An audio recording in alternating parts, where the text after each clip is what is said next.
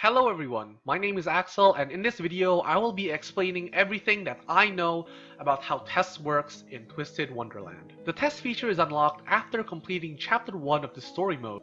The stamina needed to take a test is called battle point, and 5 battle points is refreshed every single day. Of course, you can also use items to replenish battle points.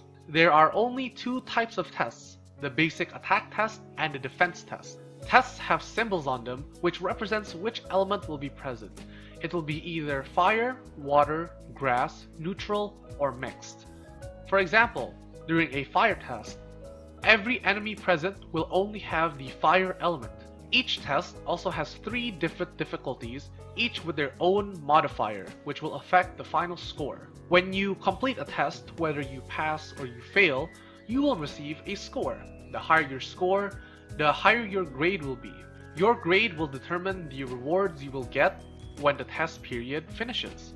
A test period lasts for 2 weeks or 14 days before a new one begins. When a new test period begins, the elements of the test will change. For example, the previous test period had a fire attack test and a mixed element defense test, while the current test period had a water attack test and a grass defense test. If you successfully complete a test, you will obtain 3 battle tokens and a random book that is based on the element of your test. However, if you lose the test or if you fail the test, you will only get 1 battle token and nothing else. These tokens can be used in the shop to exchange for story keys, and the items in the shop will refresh themselves at the end of every month. Now I will be explaining how you are scored when you successfully complete a test. In the defense test, you are scored based on how much HP you have left at the end and how many rounds you endured. In this clip, I beat the test in 5 rounds and had 13,000 HP remaining, which got me a score of 6,700. And in this next clip, I beat the test in 5 rounds and had 18,000 HP remaining, which scored 7,300. This shows that having more HP remaining gives you a higher score. However, the game seems to prioritize enduring more rounds than having more HP. As in this clip, I beat the test in 4 rounds and had 19,000 HP remaining, but my score was only 6,600, less than the previous clips. Even though I had more HP, because I beat it in less rounds, my score is lower.